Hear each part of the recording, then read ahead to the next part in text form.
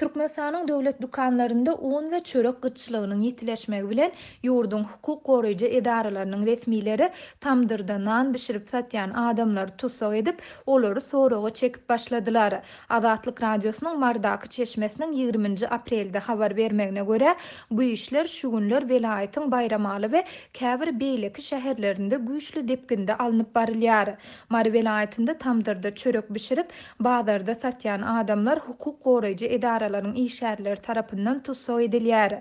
Bayramaly şäherinde çörek ýapýanlaryň ählisini barlyk edip, haýsy undan çörek bişirýändiklerini soraýarlar we hökümet tarapyndan berilýän undan çörek ýapýan bolsalar, onda gadagan diýip ýerli polisiýa bölümine alyp gidýärler diýip gizlinlik şertine söhbetdeş bolan Çeşme öz hojalygy üçin tamdyrda çörek ýapýan aýallaryň soraga çekilmeýändigini hem bellidi. Tamdyrçylaryň bir näçesi bilen söhbetdeş bolan Çeşmäniň sözüne görä, polisiýa bölümine alınıp gidilen çörekçiler soraga çekilýär we olary jenaýat işiniň gozuljakdygy aýdylyp basyş edilýär. Soňra da olardan 6000 manat möçberinde para soralýar. Çörekçilere uny nireden aldyň, kimden aldyň, başga kim alýardy, haýsy dukan eýesinden aldyň diýen ýaly soraglary berýärler.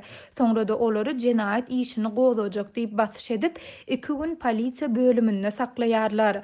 Olar her tamdyrçydan adından 6000 manat para soraýarlar diýip Çeşme belledi. Ýönol hukuk goraýjy edaralaryň işgärleriniň tamdyrçylaryň her birinden dürli möçberdäki parany alýandygyny aýdyp, bir çörekçiniň aýdan sözlerini getirdi. İlk soralany 6000 manat. Mende onça pulum ýok, onça pul hojalymda da ýok diýdim.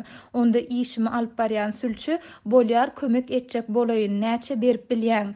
Men başlyga haýyş edip göreýin diýdi. Menim 2000 manat bolmaly öýde häzir getirdiň diýdim. Olar meniň bilen ylalaşdylar. Men çykyp gaýdanymda pul berip sag bolsun aýdyp çykdym. Sebäbi meni gaty gorkuzdylar diýip çörek bişirip satýan bir tamdyrçy aýal Çeşmämede gürrüň berdi.